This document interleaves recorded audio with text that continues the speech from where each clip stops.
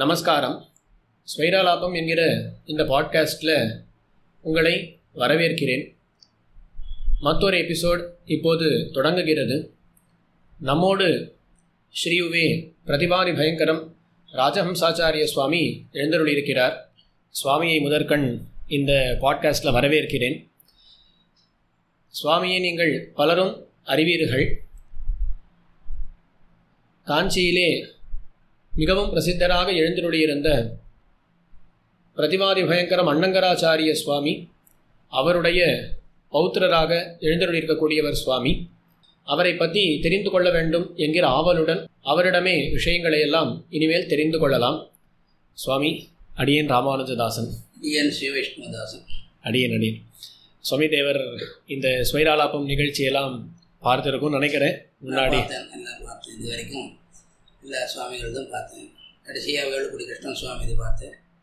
அதுக்கு முன்னாடி விட்டு சித்தன் சுவாமி இது, பரதன் சுவாமி இது, ஸ்ரீநிதி இல்லை. அடியேன் அதில் அதே மாதிரி ஒரு நிகழ்ச்சி தான் சுவாமி இது.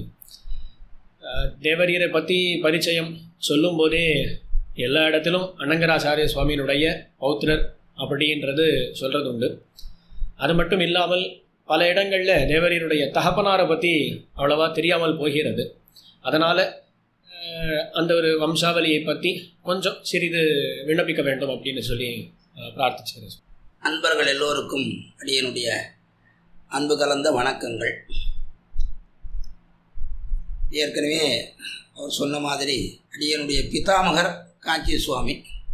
அவர் ஜெகத் விக்கியாதராக இருந்த காரணத்தினாலே அவரை பற்றி சொல்ல வேண்டிய அவசியம் இல்லை. அவருக்கு 2 திருக்குமாரத்திகள். ஒரு திருக்குமாரத்தியை திருநாராயணபுரத்திலே வாழ்க்கைப்படும்படியாக பாக்கியம் ஏற்பட்டது. அந்த திருக்குமாரத்தினுடைய பௌத்திரர் தான் ஸ்ரீநிதி சுவாமி.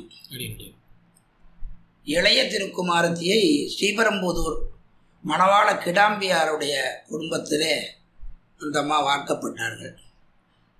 அவர்கள் அந்த அம்மாவுக்கு பெரிய பிள்ளையாக பிறந்தவர் தான் எங்கள் தகப்பனார். அவருக்கு ரங்கநாதாச்சாரியார் என்று திருநாமம். ஆனால் அது லோகத்திலே பிரசித்தியே கிடையாது. அவருக்கு செல்லமணி என்பது தான் லோகத்திலே பிரசித்தி. அவர் முதல்லேருந்து எங்கள் சுவாமி 2 மாப்பிள்ளைகளையும் ஜாமாத்தாக்களையும் தன்னோட கூடவே வச்சுக்கணும் என்கிற ஒரு அபிப்பிராயத்தோட முதல்லையே அது ஒரு நிபந்தனையாகவே நிர்பந்தமாகவே ஏற்படுத்தி கொண்டு தான் கல்யாணமே பண்ணி கொடுத்தாருன்னு அந்த காலத்தில் சொல்லுவார்.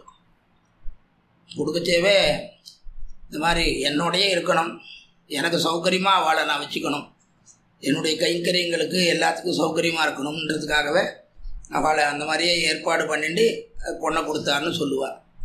அப்படியே அப்போவே கல்யாணமான காலத்துலேருந்தே 2 ஜாமாத்தாக்களும் கூடவே தான் இருந்தார். அதில் சின்னவருடைய பிள்ளை தான் எங்கள் தகப்பனார்.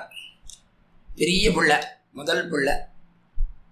அந்த பிள்ளையே எங்கள் சுவாமியினுடைய தேவிகள். அதுக்கு முன்னாடி பெரிய பொண்ணுக்கு குழந்தைகள் பிறக்கலை. ரொம்ப நாள் கழித்து தான் அந்த அம்மாவுக்கு குழந்தைகள் பிறந்தது. இந்த எங்கள் தகப்பனார் தான் முதல் பேரன்.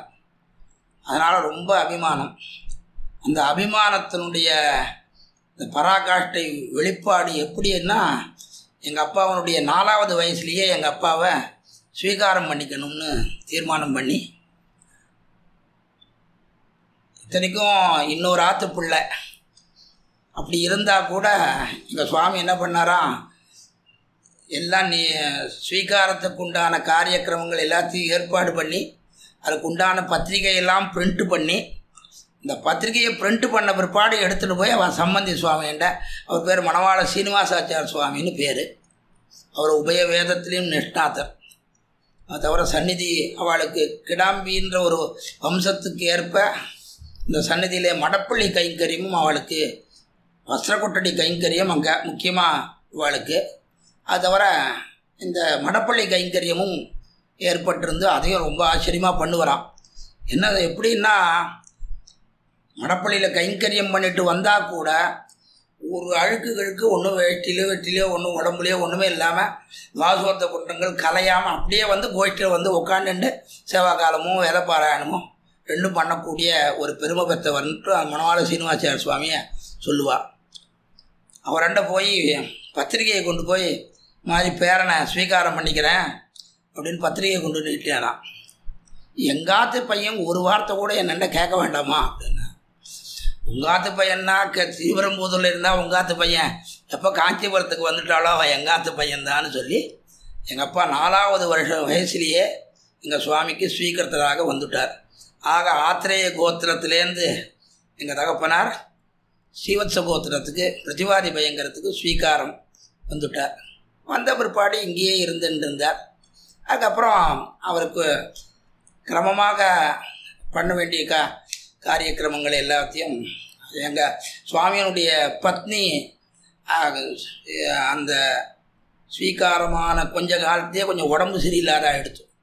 அப்படியே இருந்துட்டு அப்புறம் பரம வச்சுட்டா. எங்கள் சுவாமியுடைய 54வது திருநட்சத்திரத்திலேயே சுவாமிக்கு பத்னி வியோகம் ஏற்பட்டு போச்சு.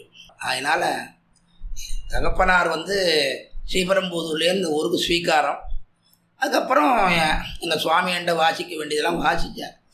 அவர் வந்து திவ்ய பிரபந்தம் மொத்தத்தையும் இப்போது காஞ்சிபுரத்தில் அனந்தாழ்வார் சன்னதின்னு வடமன்மாட தெருவில் ஒன்று ஏற்பட்டிருக்கு. அதுவும் ஏற்பட்டு கிட்டத்தட்ட 65 வயசுக்கு வருஷத்துக்கு மேலே இருக்கும். அந்த சந்நிதியை நிர்வாகம் பண்ணிட்டு இருந்தவர் துரசாமி ஐயங்கார்னு பொன்னப்பாக்கம் அனந்தான் பிள்ளையவர். நெருப்பு அலம்பர ஆச்சாரம்னு சொல்லுவார் எங்கள் சுவாமி திருப்பதி சுவாமி சொல்லுவார். கல்யாணத்தை துரசாமின்னு அவருக்கு பேர். அவள் ஆற்றுக்கு கல்யாணத்தாருன்னு ஒரு என்னத்துக்காருன்னா, அந்த காலத்தில் ரொம்ப சிரமப்படக்கூடியவாளுக்கு, கல்யாணம் பண்ணுறதுக்கு சிரமப்படக்கூடியவாளுக்கு எல்லா விதமான ஒத்தாசையும் பண்ணி அந்த கல்யாணத்தை வாத்திலேயே ஒண்ணி நடத்தி வைப்பாளாம். அந்த மாதிரி அதனால் அவளுக்கு கல்யாணத்தார்னு அந்த அவள் திருமாளிக்கு கல்யாணத்தார்த்த துரசாமின்னு அவர் துரசாமிங்கார்னு அவர்கிட்ட தான் எங்கள் தகப்பனாருக்கு 4000 பூர்த்தியாக, வேறு யாரண்டையும் கிடையாது, அவர்கிட்ட தான் பூர்த்தியாக சந்த ஏற்பட்டது. அப்புறம் ஸ்ரீசைல கிருஷ்ணமாச்சார சுவாமின்னுட்டு நம்ம இப்போது வெங்கடகிருஷ்ணன் சுவாமி இருக்காரு. அவள் தேவிகளுடைய மாதாமகன் அவர் ஸ்ரீசைல கிருஷ்ணமாச்சார சுவாமின்னுட்டு அவரும் குன்னப்பாக்கம் அனந்தான் பிள்ளை. அவரண்ட தான் எங்கள் தகப்பனாருக்கு சகல ஸ்தோத்திரங்களும் ஒரு 2 காண்டம் வரைக்கும் வேதம் கூட அத்தியனம் பண்ணார். அவன் பதக்கிரமத்தோட அது வரைக்கும் அந்த 2 காண்டம் வரைக்கும் சொல்லிட்டு இருப்பார். ஆமாம், அதுக்கப்புறம் ஒரு நிர்பந்தத்தினால அது தொடர்ச்சி ஆகலை, நின்று போயிடுத்தோம். மற்றபடி இந்த திவ்ய பிரபந்தமோ வேத பாராயணமோ இந்த ஸ்தோத்திர பாடங்களோ எதுவும் அனுசந்தானத்தில் எப்பவும் என்ன பெரிய பெருமைன்னா, திருப்பதி சுவாமி சொல்கிறது தான் நான் சொல்கிறேன். எங்கள் பையன் ஒரு எழுத்து சொல்லிகிட்டே வான்னா கூட ஒரு எழுத்து சொல்லிகிட்டே வந்து மாட்ட சொல்லிகிட்டே போயிட்டு இருப்பான். ஒரு எழுத்தையே சொல்லிட்டு போவான். அந்த மாதிரி திவ்ய பிரபந்தத்தில் பெருமை பெற்றவன் எனக்கெல்லாம் முடியவே முடியாது, அவன் எப்படி சாதிச்சான்றதே தெரியாது அப்படின்னுட்டு எங்கள் சுவாமி சொல்லுவார்.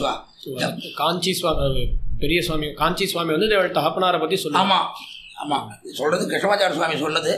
ஆனா அவருடைய திருநாமத்தை சொல்லாமல் எப்போவுமே காலக்ஷேபாச்சாரியராக இருக்கிறதுனால அடியன் எப்போவுமே திருப்பதி சுவாமி தான் சொல்லுவேன். அவருடைய வார்த்தை என்னன்னா, எப்படி சம்பாதிச்சான் இந்த வித்தியன்னு இது தெரியல, ஒரு எழுத்து சொல்லுவோன்னா ஒரு எழுத்து சொல்லுவான், 2 எழுத்து சொல்லுவோன்னா 2 எழுத்து சொல்லுவான். ஆமாம், எப்படி சொல்லணுன்னாலும் சொல்லுவான்.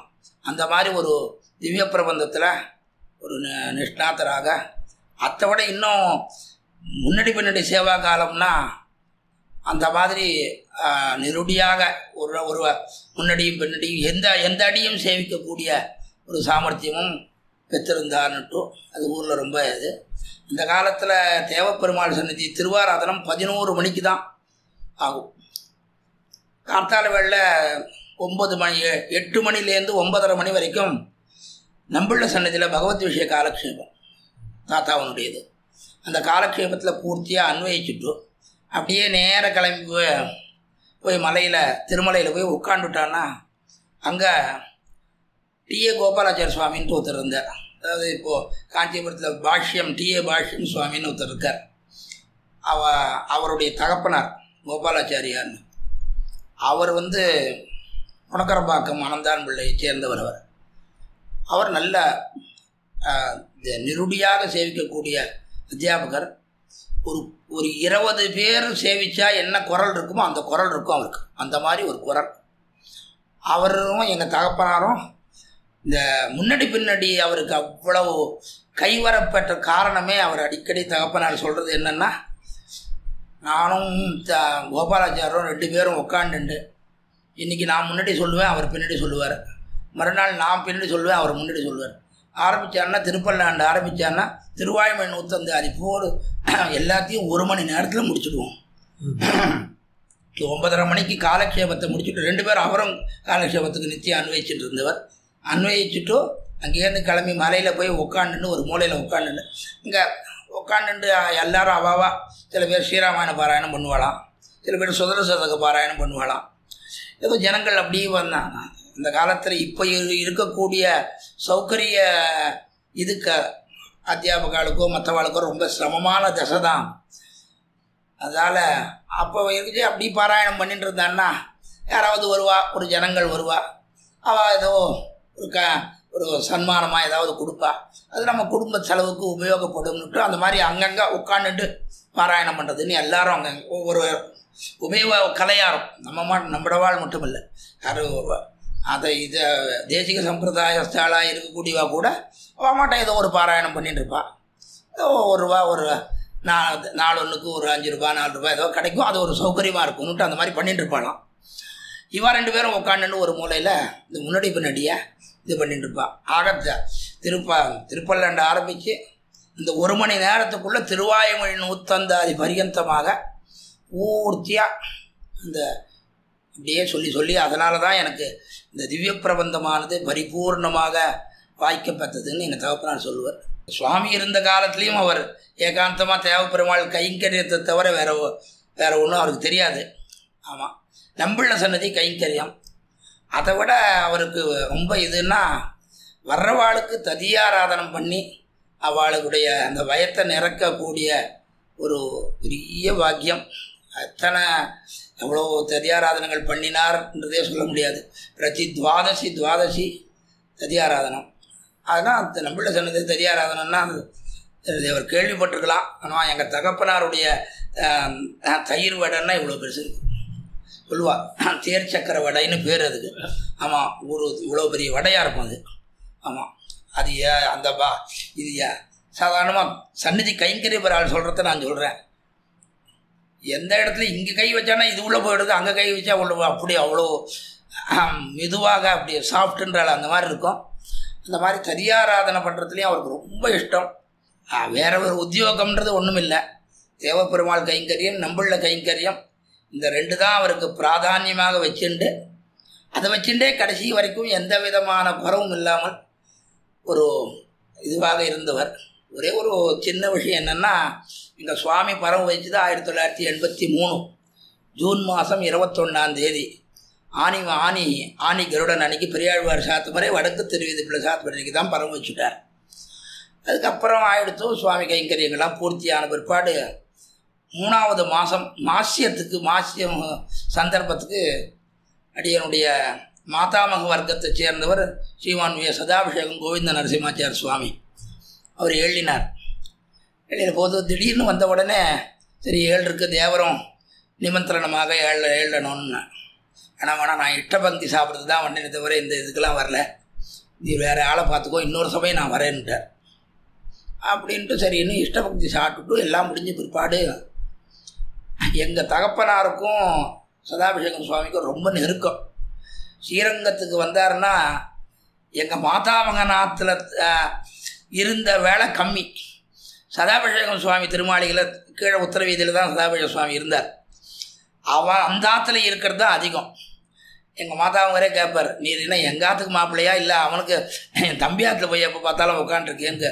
அது என்னமோ அவருக்கும் ரொம்ப பொருத்தம். அப்போது ஒரு வார்த்தை சதாபிஷேக சுவாமி ஒரு வார்த்தை கேட்டார். மாப்பிள்ளை சுவாமி நான் கேட்குறேன்னு தப்பாக நினச்சிக்கூடாது, சுவாமி என்ன வச்சார்ன்றது தெரியல, என்ன இருக்குன்றது தெரியல. ஆனால் இங்கே நடக்கிற வைபவத்தை பார்த்தான்னா எப்படின்றதே ஒன்றும் புரியல. அதை விட இன்னும் பலமாக இருக்குது. அதனால் எப்படி உங்களுடைய காலத்தை எப்படி இது பண்ணுறார் அப்படின்னு கேட்டார். கேட்ட உடனே எங்கள் தகப்பனார் சொன்ன வார்த்தை என்னன்னா, சுவாமி பரம் வைக்கிற சமயத்தில் எனக்கு சொத்துன்றது ஒன்றும் பெருசாக ஒன்றும் கிடையாது. ஏதோ சில சௌகரியங்கள் ஏற்படுத்தி கொடுத்தனர். ஆனால் பெரிய பெரிய வித்வான்களுடைய வீட்டிலலாம் கடைசி காலத்தில் அவளுடைய பிள்ளைகளுக்கு நிறைய கடனை வச்சுட்டு போயிடுவான்னு சொல்லி கேள்விப்பட்டிருக்கேன். அந்த மாதிரி எதுவுமே இல்லாமல் எனக்கு சௌகரியமாக இந்த கைங்கரியத்தினுடைய பாக்கியத்தினால நான் ஒரு விதமான கஷ்டமும் இல்லை அப்படின்னு சொல்லுவார். அதனால் மன நிறைவோடு தான் இந்த கைங்கரியத்தையும் மற்றொன்னத்தையும் பண்ணிட்டு இருந்தார். அதுதான் அவருடைய ஒரு தனிச்சிறப்பு. அடி இப்போ தேவர் திருப்பாட்டனாரை பற்றி பல இடங்களில் தேவரும் பேசியிருக்கு. ரொம்ப சமீபத்தில் கூட ஒரு தொடர்ச்சி உபன்யாச தொடரே அவருடைய பெருமையை பற்றி சொல்லியிருக்கிறதுனால அடியன் ரொம்ப கேட்கல. இருந்தாலும் தேவரினுடைய சின்ன வயசில் அவரோடு பழகின நினைவுகள் ஏதாவது ஒன்று ரெண்டு, ஏதாவது எங்கேயும் சொல்லாததாக இருந்தால் இன்னுமே சிறப்பு. அதாவது எங்கள் சுவாமியோட அடியனுக்கு ஏற்பட்டிருந்த தொடர்புன்னு சொன்னான்னா அது ரொம்ப ஆச்சரியமான தொடர்பு. அவருக்கு ரொம்ப காலம் கழித்து தான் ஆற்றுல ஒரு குழந்தையாக நான் பிறந்தேன். அடியனுக்கு முன்னாடி ஒரு பிள்ளை இருந்து அவர் தவறிட்டார். அதுக்கப்புறம் எங்கள் தகப்பனாருக்கு ஒரு 10 வருஷத்துக்கு வரைக்கும் குழந்தைகள் இல்லாமல் போயிடுச்சு.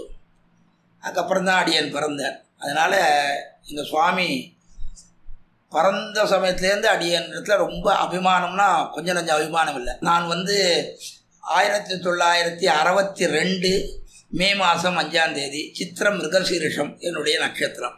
அதாவது சின்ன வயசில் நான் என்னுடைய 4 வயசு வரைக்கும் எங்கள் சுவாமி 66 67 வரைக்கும் எங்கள் சுவாமி எங்கள் ஆற்றுலேயே மாடியில் இந்த 2வது மாடியில் தான் இருந்தார். 2வது மாடியில் தான் இருந்தார். இப்போ எங்கள் தேவர் தான் திருமாளிக்கு வந்திருக்கேன்.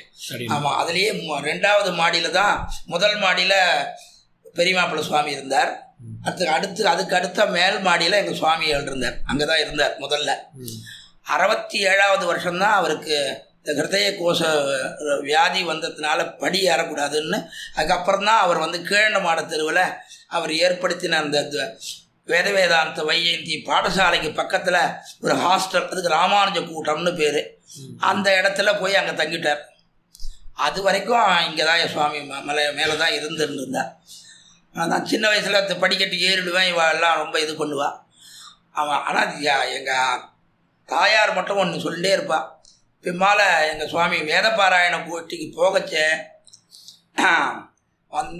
தூளியில் படுத்துட்டு இருப்பேன். நான் தொட்டிலில் படுத்துட்டுருந்தா அப்படி எட்டி பார்த்துட்டோம், இந்த காலால் ஒரு பட்டுட்டோ உதச்சிட்டோ அப்படி போகிறான். திரும்பியும் மறுபடியும் வரைச்சே ஒரு தடவை இந்த காலால் உதச்சிட்டோ அப்படி பார்த்துட்டு தான் போகிறான். ஆக அந்த திருவடி ஸ்பர்சமானது முதல்லேருந்து கிடைச்சதுனால அந்த அபிமானன்றது தனிப்பட்ட ஒரு தாத்தா அடியனிடத்தில் வச்சுட்டு இருந்த அபிமானன்றது, அதுக்கு இன்னும் கொஞ்சம் அந்த விளக்கு எரியிற போது எண்ணெய் குத்தினான்னா எப்படி பிரஜ்வலனமாக இருக்குமோ அது மாதிரி எங்கள் சுவாமிக்கு ரொம்ப அத்தியந்த பரிச்சயம் பண்ணிட்டு இருந்தா ஒரு சிஷ்யை அம்மா. அந்த அம்மா பேர் ஸ்ரீரங்க நாச்சியார்னு பேர். கிட்டத்தட்ட 40 வருஷம் 45 வருஷத்துக்கு மேலே அந்த அம்மா, அதாவது எந்த விதமான எதிர்பார்ப்பும் இல்லாமல் சுவாமியுடைய கைங்கரியத்துக்கே பிராதான்யமாக இருந்துண்டு அவர்கிட்டேருந்து எதுவும் எதிர்பார்க்கல. ஆமாம், அப்படியே இருந்துன்றது தான். அந்த அம்மாவுக்கு ஏதோ பென்ஷன் வரும், ஏதோ வரும், அதை வச்சுட்டு சுவாமியினுடைய வஸ்திரங்களுக்கு உண்டான செலவுகளோ அதுவோ இதுவோ எதுவும் வாங்கிக்க மாட்டா, தானே எல்லாம் பண்ணிட்டு அங்கேயே சுவாமியோடையே கூடவே இருந்துட்டு இருந்தான். அதான் 67 அங்கே போயிட்டு வரவில்லை. 67 77 87 அதுக்கு முன்னாடியிலேருந்தே அந்த அம்மா கைங்கரியத்தில் இங்கே இருந்துட்டு இருந்தா. எங்கள் ஆற்றுல மேலே இருக்கச்சேவும் இருந்துட்டு இருந்தா. அதனால் அந்த அம்மாவுக்கு அடிய இடத்துல கொஞ்சம் நல்ல அபிமானம் இருந்தது.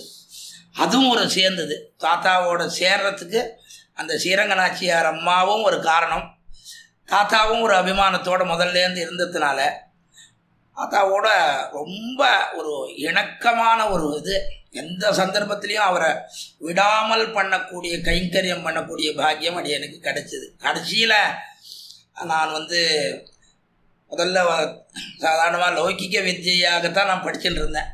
வைதிக வித்தியைன்னு இதையும் திவ்ய பிரபந்தங்கள் சொல்லிக்கிறது முதலானது பண்ணிட்டு இருந்தாலும் கூட அதே சமயத்தில் வைதிக வித்தியை லௌகிக வித்தியையும் படிச்சுட்டு இருந்தேன். பியூசி வரைக்கும் நான் படிச்சுட்டேன். படித்த பிற்பாடு எங்கள் சுவாமி அதுக்கு முன்னாடி கைங்கரியத்தை அவருடைய இன்னுமே நீங்கள் காலேஜுக்கெலாம் போகாது, என் கூடவே பூர்த்தியாக இருந்து எனக்கு எல்லாம் என்னாலையும் பார்த்துக்கோ அப்படின்னு. ஆகினால நான் பியூசிக்கு அப்புறம் நான் படிக்கலை. பியூசினா 10th இல்லை +1 அப்போ 11 நாங்கள் தான் கடைசி வருஷம் 11th, அப்புறம் 11+1+3 அப்போது. அதுக்கப்புறம் தான் நான் 11th படிக்கச்சே தான் 10th அப்போ இது கவர்மெண்ட் எக்ஸாம் ஆச்சு.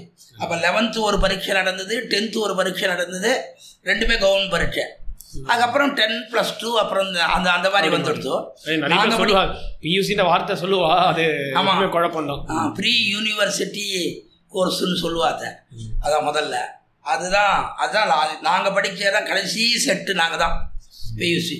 நானும் ஃபஸ்ட் குரூப் தான் எடுத்தேன், அதுதான் படிச்சுட்டு அதுக்கப்புறம் நான் வேறு விதமாக போகணுன்னு தான் நினச்சிட்டு இருந்தேன். அப்புறம் தாத்தாவுடைய நியமனத்தினால ஆனால் போஸ்டலில் படித்தேன். இப்போது போஸ்டலில் படித்தேன். அது ஒரு விதமாக நடந்தது. சுவாமி அதில் தேவள் திருநாமமே ராஜஹம்சம் அப்படின்னு திருநாமம் வச்சதுக்கு ஒரு காரணம் உண்டு இல்லையா? அது கொஞ்சம் அதாவது எங்கள் சுவாமி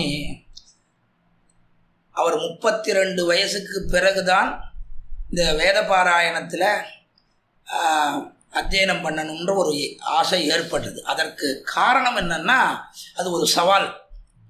அவருக்கு ரொம்ப பால்யத்திலிருந்து ஒருத்தர் ஸ்நேகிதர், ஒருத்தர் நீலப்பாடி ரங்கசாமி ஐயங்கார்னு பேர். அவர் ஒரு நாள் எங்கள் தாத்தாவோட ரொம்ப சகஜமாக பேசிட்டு இருக்கிற, அண்ணா நீ என்ன தான் இருக்கட்டும், வடகலையாருக்கு தான் வேதம் வருமே தவிர தங்கலையாருக்கு வேதமே வராதுன்னு சொன்னாராம். அப்படின்னு சொன்னாராம் அவர். உடனே எங்கள் சுவாமி 4 வருஷத்தில் நான் கிரமாந்தம் அத்தியனம் பண்ணி உன் வீதியில் பாராயணம் பண்ணின்னு வரலன்னா பாரு, என் பேரையே மாற்றி வச்சுக்கிறேன். அப்புறம் நான் இந்த உபன்யாசக விருத்தி, இந்த புஸ்தகம் போடுற விருத்தி எல்லாத்தையும் விட்டுடுறேன்னு அவர் என்ன சவால் பண்ணாராம். சவால் சொல்லியிருக்கார். அதே மாதிரி அவர் சொன்ன ஒரு மாதத்துக்குள்ளேயே திருவேங்கடமுடையான் சன்னதிக்கு ஏதோ ஒரு காரணமாக எழுந்தருள வேண்டிய நிர்பந்தத்தில் அங்கே போனால் மாம்பழம் சுதர்சனாச்சார சுவாமி அங்கே தண்டசம் வச்சுருக்கார். ஏற்கனவே அந்த சுவாமி எங்களுக்கு தூரத்து பந்து. மாம்பழம் சுதர்சனாச்சார சுவாமி தூரத்து பந்து. உடனே பார்த்த உடனே இந்த மாதிரி நான் ஒருத்தர் சொல்லிட்டேன், என்ன பண்ணுறதுன்னு ஒன்றும் புரியலன்னு. கிளம்பு நாம் 2 பேரும். அவர் அங்கே எந்த ஊருக்கு வந்தாலும் 6 மாதம் 1 வருஷம் தங்கி, அந்த மாதிரி ஸ்ரீரங்கத்தில் அந்த மாம்பழம் சுதர்சனாச்சார சுவாமி 4 வருஷம் இங்கே இருந்தார். இந்த ஊரில் வேதபாராயணத்தில் இருந்தார். திருவடி சுவாமின்னு ஒருத்தர், அப்புறம் ராமசாமி திரளி ராமசாமி இங்கார்னு ஒருத்தர், அப்புறம் இந்த இதில் இந்த திருவிக்கிரமன் சன்னதி அங்கே ஒருத்தர் ஒரு சுவாமி. இவெல்லாம் அந்த மாம்பழம் சுதர்சனாச்சார சுவாமிகிட்ட முதல்ல அத்தியனம் நாங்கள் ஆரம்பித்தோம். எங்களுக்கு அவர் அந்த சுவாமி நிறைய பேர் இங்கே அது எனக்கு இது சொன்னது யாருன்னா திரளி ராமசாமிங்கார் சுவாமி தான். அவர் தான் சொன்னார், முதல்ல இந்த ஊரில் இருந்தார். நான் சின்ன வயசு, பாலப்பாட்டங்கள்லாம் சொல்லி கொடுத்து ரொம்ப ஆதரித்தார் அந்த சுவாமி. அப்புறம் இந்த ஊர்லேயே இருப்பார்னு தான் நாங்கள் நினச்சிட்டு இருந்தோம். அப்புறம் உடனே திடீர்னு எழுதிட்டார்னு. அப்புறம் அந்த சுவாமியை பிரார்த்தித்து அவர் காஞ்சிபுரத்தில் வேத பாராயணத்தை இது பண்ணி பூர்த்தியாக அவர் எப்படி சொன்னாரோ அதே மாதிரி 4 வருஷத்தில் தான் மட்டும் இல்லாமல் தன்னோட 30 பேர் சகாத்தியாயியாக இது பண்ணிட்டு நன்னா சொல்லக்கூடிய ஸ்திதியில் அவளை தயார் பண்ணி ரொம்ப நன்னா. அதான் சாதாரணமாக எல்லாரும் அத்தியனம் பண்ணுறது எப்படின்னா, முதல்ல மூலத்தை மட்டும் அத்தியனம் பண்ணுவாள், அதுக்கப்புறம்தான் பதம் கிரமம்னு சொல்லுவாள். ஆனால் அவர் மாம்பழம் சுவாமி என்ன பண்ணாரா, நமக்கு புறப்பாட்டுக்கு தான் முக்கியம், நிறைய காஞ்சிபுரத்து திவ்யதேசங்கள்லாம் இருக்குது, இந்த திவ்யதேசங்கள்லாம் இந்த கைங்கரியம் நடக்கணும் அப்படின்னுட்டு முதல் காரணம் சொன்ன உடனே பதம் சொல்லி உடனே கிரமம் சொல்லிவிடுவாளாம். ஆமாம், அப்படி சொல்லி இது அப்படியே இது முடித்து இது பண்ணா. அப்படி அந்த மாதிரி திவ்ய வேத பாராயணம் மொத்தம் முடித்த உடனே அது வரைக்கும் ஸ்ரீபெரும்புதூர் வந்து பெரிய வித்யாஸ்தானமாகவும் இருந்தது, நிறைய உபயவேத அதிகாரிகளும் நிறைய பேர் இருந்தா. அதுக்கப்புறம் கொஞ்சம் கொஞ்சமாக குறைஞ்சி போயிட்ட உடனே அந்த ஊரில் வேத பாராயணம் ரொம்ப குறைஞ்சி போயிட்ட போது அந்த ஊரில் இருக்கிறவாள்லாம் அதாவது வேத பாராயணத்தை நிறைய போயிட்டு எம்பெருமானார் உற்சவத்துக்கு நடத்தணுமேன்னா அப்போது தாத்தா அங்கே போய் இருந்துட்டு அந்த வேத பாராயண கோஷ்டி திவ்ய பிரபந்த கோஷ்டிக்கு சம்பாவனை வேத பாராயணத்துக்கு ஒரு 10 பேரை வேறு வெளியூர்லேருந்து வரவழைச்சு அவரும் 10 நாள் அங்கேயே இருந்து கூடவே கோஷ்டி அதில் அன்வயிச்சு எல்லாம் பண்ணிட்டு அப்படி அங்கே போகும்படியான சந்தர்ப்பத்தில் 9ஆம் உற்சவத்தன்னைக்கு அங்கே ஒரு வேதாந்த வர்த்தினின்னு ஒரு பாடசாலை வைதிக பாடசாலை பெரிய ஆசூரி சுவாமி முதலானவாள்லாம் அங்கே தான் அதில் தான் இருந்தவாள். எல்லாம் பாடசாலைக்கு போய் பாடம் சொல்கிறதுன்றது ரொம்ப கம்மி. ஆமாம், ஆற்றுலேயே பாடங்கள்லாம் நடக்கும். வேதாந்த காலக்ஷேபங்கள்லாம் இருந்ததுன்னா குலத்தாழ்வான் சன்னதியில், நியாய பாட்டங்கள்லாம் ஆற்றுலேயே தான் சொல்லுவார், சுவாமி போக மாட்டார். அவர் பெரிய ராமாச்சார் சுவாமி சின்ன ராமாச்சார் சுவாமி 2 பேருமே. ஆனால் அவளுடைய கௌரவத்துக்காக அவளை நிர்பந்தப்படுத்தல. ஆசூரி சுவாமி தான் முதல்ல காடூர் ஸ்ரீரங்காச்சார சுவாமின்ற ஒரு பிரின்சிபாலாக இருந்தார், அப்புறம் ஆசூரி சுவாமி இருந்தார். இப்படியே நடந்துட்டு இருந்தோம். அதனுடைய காலேஜ் டேன்னுட்டு ஒன்று நடத்துவாள் 9ஆம் உற்சவம், ரொம்ப நாள் நடந்துன்றது. ஆமாம், 83வது வருஷம் வரைக்கும் நடந்தது அந்த காலேஜ் டே. அந்த காலேஜ் டே அன்றைக்கி ஒரு உபன்யாசம் ஏற்பாடு பண்ணுவாள். அந்த பசங்களுக்கெல்லாம் ஒரு ப்ரைஸு கொடுக்கறது. அந்த உபன்யாசத்தும் போது அந்த வருஷம் 62வது வருஷம் நடந்த உபன்யாசத்தும் போது இத்திராஜ வம்சத்தினுடைய 2வது ஸ்லோகம் ஸ்ரீரங்கராஜ சரணாம்புஜ ராஜஹம்சம் என்கிற அந்த ஸ்லோகத்தினுடைய விவரணம் சொல்லிண்டு எல்லாத்தையும் முடித்த சந்தர்ப்பத்திலே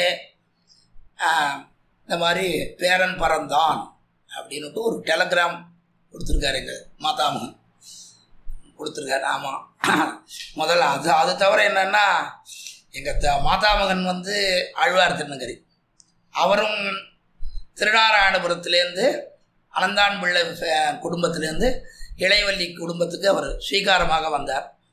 அப்புறம் அங்கே ஆழ்வார் திருநகர்லேயே இருந்து ஆழ்வார் திருநகர்லேருந்து தன்னுடைய பிள்ளைகளுடைய படிப்புக்கோசரம் ஸ்ரீரங்கத்துக்கு வந்து சேர்ந்தார். ஸ்ரீரங்கம் தெற்கு சித்திர வீதி 82வது நம்பர். முதல்ல அந்த ஆம் வாங்கி எங்கள் தாத்தா இந்த ஊருக்கு வந்த பிற்பாடு முதல்ல அந்த ஆற்றுல பறந்தவனே நான் தான். ஆமாம், ஸ்ரீரங்கம் நேர் எதிராக இங்கே இப்போ நாம் மேலச்சித்திர வீதியில் இருக்கோம். இங்கே நேர் மூலையாக 82வது நம்பர் அந்த இடத்துல தான் நான் பிறந்தேன். அவரோட இந்த மாதிரி ரொம்ப நாளாக குழந்தைகள் இல்லாமல் பிறந்த காரணத்தினால உடனே தகவல் கொடுத்த உடனே அந்த டெலகிராமை பார்த்துட்டு எங்கள் சுவாமி என்ன பண்ணினார், ராஜஹம்சம்னு சொல்லிட்டு இருக்கிற சமயத்தில் பிள்ளை பிறந்ததுன்னு நீர் தெரிவித்த காரணத்தினால ராஜஹம்சன்னே சர்மனாகவே வைத்து விட வேண்டியது அப்படின்ட்டு. சாதாரணமாக ஆற்றுல யாராவது பெரியவாள், ஏன்னா எங்கள் தகப்பனாருடைய சுவாமியினுடைய தகப்பனார் பேர் ரங்கநாதாச்சாரியார், அதை எங்கள் அப்பாவுக்கு வச்சுட்டான். எங்கள் தகப்பனாருக்கு ரங்கநாதாச்சாரியாரும் செல்வமணி என்கிற ரங்கநாதன் தான் போடுவார். எங்கள் சுவாமியினுடைய திருநட்சத்திர பத்திரிகையில் செல்வமணி என்கிற ரங்கநாதன் அப்படின்னு தான் போடுவார். அவர் அதையும் விடமாட்டார், செல்வமணின்ற பேரையும் விடமாட்டார், போடுவார். ஆக அதனால் அந்த ரங்கநாதன்ற பேர் வச்சாச்சு, தகப்பனாருடைய பேர் வச்சாச்சு. இன்னமே அதுக்கு மேலே இருக்கிறவாள் திருவேங்கடாச்சாரியார்னு பேர். அதுக்கு முன்னாடி ஒவ்வொரு தலைமுறையாக பார்த்துட்டு போனான்னு ஒருத்தர் இருக்கா, அவள் பேர் வச்சுருக்கலாம். இன்னமும் முதல்ல எனக்கு தேவை எங்கள் தகப்பனாருக்கு ரங்கநாதன் பேர் வச்சதுனால சாதாரணமாக இந்த தென் தேசத்தில் அவள் தாத்தா இருந்த சமயத்திலேயே அவளுடைய பேரை வைக்கிறதுன்னு வச்சுட்டு இருக்கான். ஆழ்வார் திருநகரெல்லாம் முதல் பிள்ளையாக இருந்தார்னா அவளுக்கு முதல் பேரனுக்கு தாத்தா பேரையே வைக்கிறதுன்னு ஒன்று வச்சுட்டு இருக்கான். இப்போ எங்கள் மாதாவங்களுடைய பேர் வந்து ஷடகோபாச்சாரியார். எங்கள் மாமா பெரிய மாமா பூவராகாச்சார சுவாமியுடைய பெரிய பிள்ளைக்கு ஷடகோபன்னு பேர். ஆமாம், ஷடகோபன்னு பேர். இப்போ ஸ்ரீநிதின்னு இருக்கார, காஞ்சிபுரத்தில் இருக்கார, அவருடைய அப்பாவுக்கு அவருக்கு ஷடகோபன்னு பேர். அது இந்த பிராந்தியத்தில் வழக்கம் இருக்குது. ஆனால் அந்த பிராந்தியத்தில் அவள் இல்லாத சமயத்தில் அவளுடைய பேர் வைக்கிறதுன்னு வச்சுருக்கா. அதனால் எனக்கு அந்த அனங்கராச்சாரியார்ன்ற பேர் இருக்குன்னா சுவாமி இருக்கிற சமயத்தில் பண்ண வைக்க முடியாதனால இந்த விஷயத்தை சொல்லிட்டு இருக்கச்சே பிறந்த குழந்தை, அதனால் இந்த பேரே வைக்க வேண்டியதுன்னு. அதனால் எனக்கு வேறு பேரே கிடையாது. வேறு என்ன பேர் வச்சான்றது எனக்கு தெரியாது. இதே தான் சர்மன், இதே தான் இது. ஆக அந்த ஸ்ரீரங்கராஜ சரணாம்புஜ ராஜகம்சம்ன்ற அந்த விஷயத்தை சொல்லிட்டு இருக்கச்சே பிறந்ததுனால அதையே பேராக வைக்க வேண்டியதுன்னு தாத்தா நியமிச்சுட்டார். நியமித்தது மட்டும் இல்லாமல் அவரே புண்ணியாவாச்சனத்தன்னைக்கு தானே நேரடியாக வந்து அங்கே எல்லாத்தையும் உட்காந்துட்டு பண்ண வேண்டிய கிரியைகளை எல்லாம் பண்ணி அந்த நாமகரணமே எங்கள் சுவாமியே தான் எனக்கு பண்ணி வச்சார். நாமகரணம் மட்டும் இல்லை, அது எனக்கு காயத்ரி உபதேசமும் சாதாரணமாக ஆச்சாரியாவை கொண்டு காயத்ரி உபதேசம் பண்ணுறது, பெரியவாளை கொண்டு காயத்ரி உபதேசம் பண்ணுறதுன்னு ஒரு கிரமம் உண்டு. அது இப்போ கூட தொண்டை மண்டலத்தில் இன்றைக்கும் பண்ணிட்டுருக்கா. அது நடந்துட்டுருக்கு. அதே மாதிரி எங்கள் சுவாமி தான் என் அடியனுக்கும் சரி, எங்கள் தம்பிகள் 2 பேருக்கும் சரி, 3 பேருக்குமே அவரே தான் உட்காண்டுண்டு காயத்ரி உபதேசங்கள், பஞ்சசம்ஸ்காரங்கள் எல்லாம் அவரென்ன தான். ஆகையினால அந்த சந்தர்ப்பத்திலே பிறந்ததுனால அடி எனக்கு ராஜகம்சம்ன்ற பேர் ஏற்பட்டது. அடி சுவாமியோட ஏதாவது நிகழ்வு? அதாவது இங்கே சுவாமியோட கடைசி ஒரு 7-8 வருஷம் அவருக்கு அத்தியந்தமான கைங்கரியங்கள் என்னென்ன உண்டோ அத்தனையும் பண்ணும்படியான பாக்கியம் ஏற்பட்டது. மணவாள மாமணிகளுடைய அருளிச்சியல்படி தன்னாரியனுக்கு தான் அடிமை செய்வது அவன் இந்நாடு தன்னில் இருக்கும் நான்ற கிரமத்துக்கு ஏற்பட்ட விதத்திலே அடியனுக்கு அந்த கைங்கரிய பாக்கியம் கிடைச்சிது. கார்த்தால 7 மணிக்கு அவருக்கு ஒரு கஷாயம்னு தான் ஒன்று அம்சைவர். இந்த கஷாயம் எடுத்துன்னு போய் கொடுக்கறது. ஆமாம். அதுக்கப்புறம் 8:30 மணிக்கு 8:30-9 மணிக்கு தான் கொஞ்சம் நிதானமாக தான். ராத்திரி வேலை தான் தூக்கமே இருக்காது, கார்த்தால வேலை தான் தூக்கமே வரும் அவருக்கு கடைசியில் தான். அவர் ஒரு காலத்தில் 20 மணி நேரம் முழிச்சுண்டு காரியம் பண்ணிட்டு இருந்தவர். 20 மணி நேரம் 22 மணி நேரம்லாம் திருப்பதி சுவாமி சொல்லுவார். 24 மணி நேரத்தில் 22 மணி நேரம் உழைச்சிட்டு இருந்தவர் இப்போ போய் படுத்துக்கணுன்றாரடா, இது என்னடா அநியாயம்னு அடிக்கடி சொல்லுவார் அவர். அப்பா உடம்பு கீழே போடணும் என்னன்ற கண்ணில் ஜலம் வந்துடும் கிடவாச்சார சுவாமி. 22 மணி நேரம் உழைச்சவர் என்னடா இது படுத்துக்கணும்னு சொல்கிறாரடா என்ன அப்படின்னு அந்த கடைசி காலம். அது சுவாமியுடைய அது வேணா 90 வயசும் போது அந்த சமயத்தில் தானே தவிர அதுக்கு முன்னாடிலாம் அவருக்கு அந்த உடம்புனுடைய இது அதாவது அவருக்கு வியாதிகள்னு எதுவுமே கிடையாது. ஆமாம். ஆனால் அது அந்த வயத்தினுடைய தளர்ச்சி, அந்த வயத்துக்கு தகுந்த தளர்ச்சியை தவிர மற்றபடி வேறு ஒன்றும் கிடையாது. அதனால் அவரை எழுந்தருள பண்ணி கொண்டு போய் தீர்த்தம் மாட்டுறது, அதுக்கப்புறம் அவரை அழைச்சின்னு உட்கார வைக்கிறது, அதுக்கப்புறம் வஸ்திரங்கள் சமர்ப்பிக்கிறது, திருமண் காப்புலாம் சரியாக இட முடியாமல் இருந்ததுன்னா இட்டு விடுறது, அதெல்லாம் அந்த மாதிரி எல்லா கைங்கரியமும் பண்ணக்கூடிய ஒரு பாக்கியம். அதனால் அந்த சந்தர்ப்பத்தில் அது முடிஞ்ச உடனே என்ன பண்ணுவார்னா சரிதான் ஆமாம் மூக்ஷப்படி சொல்கிறேன் அப்படின்னு அந்த மாதிரி அடியனுக்கு மூக்ஷப்படி காலக்ஷேபம், தத்துவத்திரய காலக்ஷேபம், ஸ்ரீவச்சன பூஷணம், ஆச்சாரியன், இந்த 4 காலக்ஷேபமும் அந்த கைங்கரியங்கள் முடிஞ்ச உடனேவே எனக்கு பூர்த்தியாக எங்கள் சுவாமி அண்டியே முதல்ல ஒரு பரியாயம் ஆச்சு. அதற்கு பிறகு கிருஷ்ணமாச்சார சுவாமி அண்ட நான் இப்போ சேவித்த சமயத்தில் நான் அதை உபயோகப்படுத்தின்றேன்னா உபயோகப்படுத்திக்கலை, உண்மையை சொல்கிறேன், உபயோகப்படுத்திக்கலை. எங்கள் சுவாமியோட காலக்ஷேபம் பண்ணினத்தை அப்போவே உபயோகப்படுத்திட்டு இருந்தேன்னா நான் அப்போவே இந்த உபன்யாசங்களை இதுலையோ இறங்கியிருக்கலாம். ஆனால் எங்கள் சுவாமி அவர் இருந்த வரைக்கும் என்னை உபன்யாசம் பண்ணுன்னே சொல்லலை, திவ்ய பிரபந்த கோஷ்டியில் தவறாமல் அன்வயிக்கணும். ஸோ ஆமாம், அந்த கோஷ்டியை விடவே கூடாது எப்பவும். ஏன்னா அவருக்கு ஒரு பெருமை என்னன்னா, நான் திவ்ய பிரபந்த கோஷ்டியை சேவித்ததில்லைன்னு சொல்லுவார் அடிக்கடி. சேவித்ததில்லைன்னா என்ன காரணம்னா, கோஷ்டி ஆரம்பிக்கிறதுக்கு முன்னாடியே போய் காத்துன்னு இருக்கிறதுனால கோஷ்டியை தனியாக சேவித்ததில்லை. கோஷ்டி ஆரம்பிக்கச்சே சேவிக்கிறது தவிர கோஷ்டி நடுவில் வந்தால் தான் கோஷ்டியை சேவிக்கிறதுன்னு ஆகும்ட்டு அந்த மாதிரி. ஆக கோஷ்டியில் அன்வயிக்கிறதும் அதை தவறாமல் அன்வயிக்கணும். அவரால் வர முடியாத காலத்தில் கூட எல்லாரும் போகணும், எல்லாரையும் போகணும்னு சொல்லுவாரே தவிர யாரும் இருக்கக்கூடாது, எல்லாரும் அந்த கைங்கரியம் பண்ணணும்னு சொல்லுவார். ஆகையினால அப்படி அந்த கைங்கரியத்தில் ஒரு ருச்சின்றது இப்போ காஞ்சிபுரத்தில் இருக்கக்கூடிய வாழ்க்கை ஒரு ருச்சி, கைங்கரியத்தில் ருச்சி ஏற்பட்டதுன்னா அதற்கு காரணமே எங்கள் சுவாமி தான். என்னென்னா யார் யார் எந்தெந்த சமயத்தில் எப்படி எப்படி அவளை வர சொல்லி அவளுக்கு என்ன பண்ணணுமோ, ஒரு காலத்தில் வெள்ளிக்கிழமை புறப்பாட்டுக்கு இந்த சிறிய திருமணல் கோஷ்டி தெரிஞ்சவாள்லாம் வந்தான்னா கோஷ்டி முடிஞ்ச உடனே அந்த 4 மண்டபத்தில் முன் 4 மண்டபத்தில் கோஷ்டி முடிஞ்ச உடனே இப்படி திரும்பி வந்த உடனே அங்கே பக்கத்தில் யானைக்கட்டி மண்டபம் அந்த இடத்துல தாத்தா நின்றுட்டு அத்தனை பசங்களுக்கும் 10 பைசா கொடுப்பாராம். அவர் முதல்லேருந்து கொடுப்பாராம்ன்றது இல்லை, நானே வாங்கியிருக்கேன் கடைசியில் தான். அந்த மாதிரி அப்படி இந்த கைங்கரியத்தை ஊக்குவிக்கணும், பசங்கள் நிறைய கைங்கரியத்தில் பண்ணணுன்ற ஒரு ஸ்ரத்தையை ஏற்படுத்தினது தாத்தா. அதனால் அந்த கைங்கரிய ஸ்ரத்தைன்றது ஒன்று ஏற்பட்டது. அது வெறும் ஒரு ஊருக்கு மட்டும் இல்லை, எந்த ஊருக்கு போனாலும் கைங்கரியம் பண்ணணும். ஆமாம், இந்த ஊருக்கு தான் போகணும் அந்த ஊருக்கு தான் போகணுன்றதே இல்லை, எல்லா ஊருக்கும் போகணுன்னாலும் கைங்கரியம் பண்ணணும்னு சுவாமி தாத்தாவனுடைய நியமனம். அந்த உத்தேசம் பண்ணி தான் எந்த ஊருக்கு வந்தாலும் ஏதாவது ஒரு கோஷ்டி இருந்ததுன்னா அங்கே அன்வயிக்கிறதுன்ற ஒரு வழக்கம் முதல்லேருந்து வந்துருக்கு. இந்த சுவாமியினுடைய நெருக்கமான இந்த கைங்கரியங்களால எனக்கு இந்த காலக்ஷேபங்கள்லாம் ஆனது மட்டும் இல்லாமல் அவருடைய திருமேனிக்கு ஏதாவது இதுவாக இருந்தால் கூட அதுக்கு உண்டானது என்னென்ன பண்ணணுமோ எல்லாத்தையும் பண்ணக்கூடிய ஒரு சாமர்த்தியம் எனக்கு அந்த சமயத்தில் தான் இருந்தது. ஆமாம், எல்லாம் அவருக்கு என்னென்ன பண்ணணுமோ. ஆகையினால் பல சமயத்தில் அவர் சில விஷயங்கள்லாம் சொல்லுவார். அதாவது சம்பிரதாய விஷயங்களும் இருக்கும், ஆமாம், மற்ற ஒரு ஹாஸ்யமான விஷயங்களும் இருக்கும். அதெல்லாம் அதெல்லாம் சொல்கிறத ஒவ்வொரு சமயத்தில் இது ஒன்றுமே இந்த ஆச்சரியமான பாட்டு இருக்கும். என்னடியார் அது செய்தாரேல் நன்னு செய்தார் என்பது போதும் அப்படின்றது. அதே சாதாரணமாக பல இடத்துல 2 தடவை சேவிக்கிறது வச்சுட்டு இருக்கா. என்ன தன்னடியார் திறத்த கற்று தாமரையாளாகிலும் சித குறைக்குமே.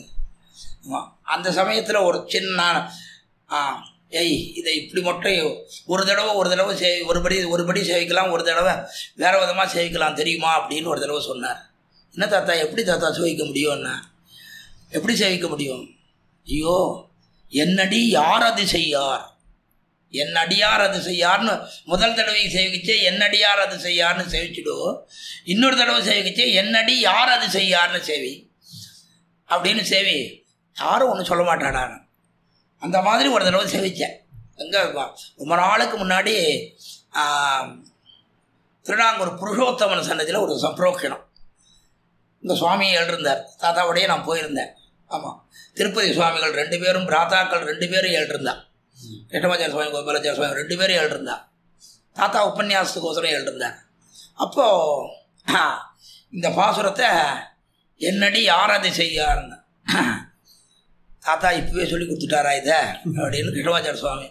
அந்த மாதிரி சில அது நம்ம கேட்குறவாளுக்கு கொஞ்சம் புரியணுன்றதுக்காக தன்னடியார் திறத்தகத்து தாமரையாளாகிலும் சிதகுறைக்கு மேல் என்னடி யாரது செய்யார், என்னடி அதை கொஞ்சம் விவரிச்சு. தன்னடியார் திறத்தகத்து தாமரையாளாகிலும் சிதகுறைக்கு மேல். ஆமாம், சில சமயத்து பிராட்டியானவள் எம்பெருமான் இடத்துல நம்ம அடியவர்களை சேர்த்து வைக்கக்கூடியவளாக இருக்கும்படியான சந்தர்ப்பத்திலேயும் கூட இந்த அடியவர்கள் மறுபடியும் பண்ணுற பாபங்களை பார்த்து அவளுக்கே வெறுப்பு ஏற்பட்டு போய், இன்னும் இவ்வளோ சேர்த்து வச்சு இவ்வளோ அனுகிரகத்தையும் பண்ணினாலும் இவ துளி கூட ஒரு திருந்த மாட்டேன்றாளேன்னு ஒரு கோபம் ஏற்பட்டு பிராட்டியானவளும் எம்பெருமானிடத்திலே கொஞ்சம் கோபத்தோடு இன்னும் இவளெல்லாம் காப்பாற்ற வேண்டாம் அப்படின்னு சொல்லும்படியான சந்தர்ப்பம் வந்தாலும் கூட அப்போ கூட அவன் என்ன எம்பெருமானுடைய வார்த்தை என்னன்னா, அது உன்னடியாராக இருக்கும் சமயத்தில் அவள் பாப்பம் பண்ணவாளாக இருக்கும், எப்போ என்னடியாராக இருக்கும்படியான சந்தர்ப்பத்தில் அவள் ஒரு காலம் பாப்பமே பண்ண மாட்டான்னுட்டு அந்த இடத்துல ஆச்சரியமான நிர்வாகமானது நமக்கு அர்த்தமானது காணப்படுகிறது. இந்த தாத்தா என்ன ரசோக்தி என்ன, என்னடி யார் அது செய்யார்னா அதுன்றது பாப்பம்னு சொல்லுவார் தாத்தா. அதுன்னா நீயே தானே சொல்லியிருக்க நகச்சின்ன அபராத்தியத்தின்னு சொல்லிவிட்டு அவன் தப்பு பண்ணான்னு நீ சொல்கிறியே. ஆக இதுதான் அந்த அது இந்த நகச்சின்ன அபராத்தியத்தி என்பதில் தான் அதில் நோக்கு சுவாமிக்கு, அதில் தான் நோக்கு அப்படின்னு கிருஷ்ணமாச்சார சுவாமி தான் அடி எனக்கு சொன்னார். என் அடியார் அது செய்யும் என்னடி யார் பண்ண மாட்டா, நீயே சொல்லிட்டு நீ போய் தப்பு பண்ணான்னு சொல்கிறியே. என்னடி சாதாரணமாக நம்ம வார்த்தை பாடல என்னடின்னு கூப்பிட்றது இல்லையா, அந்த என்னடின்னு சொல்லிட்டு யார் அது யார் தான் அது செய்ய மாட்டா, நீயே சொல்லியிருக்கிய அப்படின்னு சொல்கிற மாதிரி அந்த அபிப்பிராயத்தோட அப்படி சில சந்தர்ப்பத்தில் தனிப்பட்ட யாருமே கிடையாது அந்த சமயத்தில் இந்த மாதிரி சேவி அப்படின்னு சொல்லுவார். அது மாதிரி சில அந்த தாயார் வந்து கோபம் கொண்டாடினாலும் பகவான் ஒரு மாதிரி பரீட்சிக்கிறதுக்காக, அதான் பரீட்சை தான். இவன் நம்ம இப்படி சொன்னாலும் விடாம அவன் என்ன பண்றாளான்னு பார்க்கறதுக்கு தானே. அது அதில் ஒன்றும் இது இல்லை. அதனால தான் சிதமுறைக்கு மேல்னு தானே சொல்லியிருக்கான். சிதமுறைக்கு மேல் அது உரைக்க மாட்டான், நடக்காமா தான். அது அந்த சந்தர்ப்பத்தில் எல்லாம் தாத்தா காலக்ஷேபத்தில் என்ன சொல்லுவாருன்னா, அத்தைக்கு மீச முளைச்சால் அப்படின்னு சேர்த்தே சொல்லுவார்.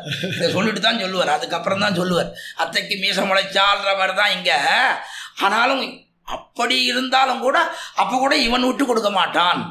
அதுதான் அந்த இடத்துல. அந்த மாதிரி அப்படி பல சந்தர்ப்பங்களிலே ஒரு ஏகாந்தமான சமயத்தில் பல ராசிக்கியமான விஷயங்கள் பலது சொல்லியிருக்கார். அந்த அவரோட கலந்து பரிமாறின சந்தர்ப்பம்ன்றது பலது. அது தவிர சீற்றத்தோட அதுவும் உண்டு. சீற்றத்தோட அருள் பெற்றவன்னு சொல்லக்கூடிய இது உண்டு. அவன் அதாவது முதல்ல எங்கள் சுவாமின்றதான் அடி எனக்கு சந்தை. ஆமாம், கிட்டத்தட்ட 2000 பாட்டு எங்கள் சுவாமிகிட்ட தான் சொன்னேன். அதுக்கப்புறம் அவருடைய பல நிர்பந்தங்களுக்காக என்ன பண்ணினார்னா, அவருடைய சித்தியினுடைய பிள்ளை, அவருடைய சித்தி பிள்ளை அவர் வந்து திருமலை விஞ்சிமூர் சிங்கராச்சாரியார் சுவாமின்னு அவருக்கு உபயவேத கண்டீரவன் விருதுவராக இருந்தார். உபயவேதத்திலையும் சொந்த தம்பியோட கூடவே அத்தியனம் பண்ணுவார் அவர். அது இப்பொழுது அவருக்கு இன்னும் தெரியணும்னு சொன்னா, இப்போது காஞ்சிபுரத்தில் கண்ணாமணி சுவாமின்னு இருக்கார, அவருடைய மாதாமகன், அவர் அந்த சிங்கராச்சாரிய சுவாமியுடைய தௌகித்திரம் தான் அவர் அந்த சிங்கராச்சாரிய சுவாமியிட்ட நீ சிங்கரண்ட போய் சொல்லிக்கோ அப்படின்னார். அவன் அவரண்ட கொஞ்சம் சந்தையாச்சு. அப்புறம் அவர் வந்து தாத்தா இருக்கிற சமயத்திலேயே அவர் பரம வச்சுட்டார். அவர் அதுக்கப்புறம் எங்கள் தகப்பனாரண்ட மீதி மிகுந்ததெல்லாம் எங்கள் தகப்பனாரண்ட சொன்னேன். அதனால் முதல்ல எங்கள் சுவாமியண்ட தான் நிறைய பாட்டங்கள். அதில் ஒரு சமயத்தில் ஒரு 4-5 பேர் 6 பேருக்கு சொல்லிட்டு இருந்தோம். அதில் ஒருத்தர் தேவராஜன் அவன் நல்லா சொல்லிட்டு இருந்தவன் தான். லௌகிக வித்தியைக்கு போனான், அப்படியே போயிட்டான். அவன் அங்கே நாங்கள் வாசலில் சுவாமி எங்கள் சுவாமி திருமணம் 8 சாந்தம் சொல்லிக் கொடுப்பார். அப்போ இது பூச்சூடல் காப்பிடல் நித்தியானசந்தானம் ஆயின்னு இருக்கு. 5வன் நீ அங்குன்னு இருக்க அழகனே காப்பிடவாராயின்ட்டு பாசுரம் சுவாமி சொல்கிறார், தாத்தா சொல்கிறார். அங்கே எதிர்க்க அந்த காலத்தில் காஞ்சிபுரத்தில் பன்னி ரொம்ப விசேஷம். நிறைய பன்னி அங்கே பன்னிகள்லாம் சேர்ந்து அவன் அந்த பன்னியை பார்த்தோன்னே 5 பண்ணின்னு விட்டான்.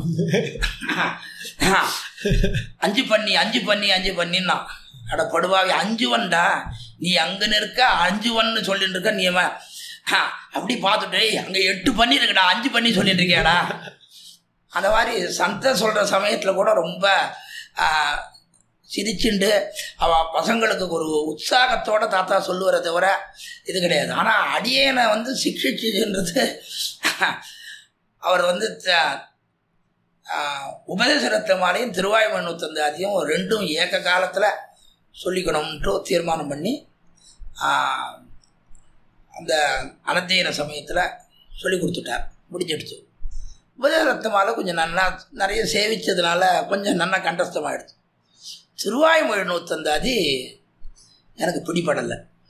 எல்லாம் மணவாள மாமணி சன்னதியில் மூல திருநக்ஷத்திரத்துக்கு போனேன். சேவிக்கச்சே நான் கொஞ்சம் வாய திறந்து மூடினேன். அது அதுவும் திருவாயுமூர்த்தந்தாதி பின்பகுதி எப்படின்றது தேவருக்கு தெரியும். அது அதனுடைய இது அது மாறன் பாலா மாறன் சொல்லா அது ரொம்ப ஜாக்கிரதையாக. ஆமாம், பாசுரம் வந்து லலிதமாக இருந்தால் கூட அவர் உள்ளுக்குள்ள ரொம்ப கவலைகள் ரொம்ப ஜாஸ்தியானது. அது நான் கொஞ்சம் சரியாகவே இது பண்ணதுனால அவ்வளோதான். ஆற்றுக்கு வந்தேன். மறுநாள் காலத்தால் நான் கிரமமாக எங்கள் சுவாமிக்கு கஷாயம் எடுத்துகிட்டு போனால் கஷாயத்தை வாங்கிக்க மாட்டேன்னுட்டேன். நீ கஷாயம்லாம் கொண்டு வராத, இனிமேல் என் மூஞ்சிலே முழிக்காத, இனிமேல் உனக்கு எனக்கு சம்மந்தமே கிடையாது அப்படின்ட்டார். அப்படின்னு சொல்லிட்டார். என்னடா இது இன்னும் இவ்வளோ கோபப்படுறாரு, என்ன காரணம்? என்ன தாத்தா நான் என்ன தப்பு பண்ணேன் அப்படின்னு கேட்டேன்.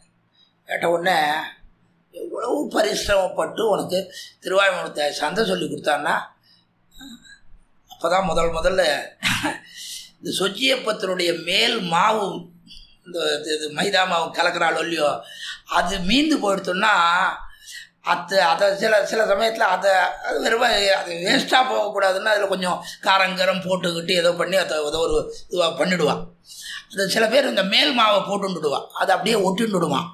வாய சொஜ்ஜியப்பம் மேல் மாவை போட்டுண்டு வாயை முள்ளுற மாதிரி முன்னுருக்கியே சுவாமி சொல்ல, சொஜ்ஜியப்பம் மேல் மாவை போட்டு முள்ளுற மாதிரி முன்னுருக்கியே, இப்போ வாயை திறந்து போட்டுருக்கே, என்ன இது? அடுத்த மூல திருநட்சத்திரத்துக்குள்ள அந்த திருவாயுமூர்த்தந்தாதியை நன்னா நீ சேவிக்கலைன்னா நான் வந்து உன்னோட இதுவே பண்ண மாட்டேன் அப்படின்னு. அதற்கோசரம் பிரம்ம பிரயத்தனப்பட்டு எவ்வளோ சிரமப்பட முடியுமோ அவ்வளோ சிரமப்பட்டு அந்த அடுத்த மூலத்தில் அதுக்கு என்ன பெரிய அதுக்கு சோதனை மாதிரி வீட்டில் நிறைய இருக்க வேண்டிய சமயத்தில் அன்றைக்கி ஏதோ ஒரு ஊரில் ஒரு அசந்தர்ப்பம், அதனால் ரொம்ப சுவாமிகள் கம்மி, பின்னாடி சேவிக்கிறதுக்கு ரொம்ப சுவாமிகள் ரொம்ப கம்மியாக இருந்தா. நான் கொஞ்சம் 100 ரூபா அந்த எங்கள் தகவல் தான். அது என்ன அவ்வளோ அது பரிஷ்வங்கோ ஹனுமதான்ட்டு நெட்டிண்டான்னு சொல்கிறாளே, அந்த மாதிரி ஆற்றுக்கு வந்த உடனே சந்நிதியில் ஒன்றுமே பண்ணல, பெருமா அப்படி தலையை ஆட்டிட்டார். ஆற்றுக்கு வந்த உடனே அப்படியே அப்போல்லாம் நடந்து வந்துட்டு இருந்தவர் தான் சுவாமி, நடந்து வந்துட்டு இருந்தவர் தான். நடந்துக்கா அவருக்கு நான் வந்து எப்போவும் ஒரு தோலை பிடிச்சிட்டு வருவேன். ஆமாம், தோலை என்ன தோலை. ஆமாம், இப்போ கூட மார்கழி மாதத்தில் கூட நீ அந்த தோலை பிடிச்சின்னு வருவேன், அந்த வெயிட்டெல்லாம் எப்படி தாங்கினேன்? தேவராஜன் சுவாமி பெங்களூரில் கேட்டேன், இப்போ ரீசெண்டான மார்கழியில் அந்த மாதிரி என் தோலை பிடிச்சின்னு வருவார். ஆற்றுக்கு வந்த உடனே இங்கே வா பா அப்படின்ட்டு அப்படியே கட்டிண்டு, போன மாதத்துக்கு இந்த மாதம் ரொம்ப நல்லா சேவிச்சுட்டேன், அதுவும் மனுஷால் இல்லாததுக்கு ரொம்ப நல்லா சேவிச்சுட்டேன்.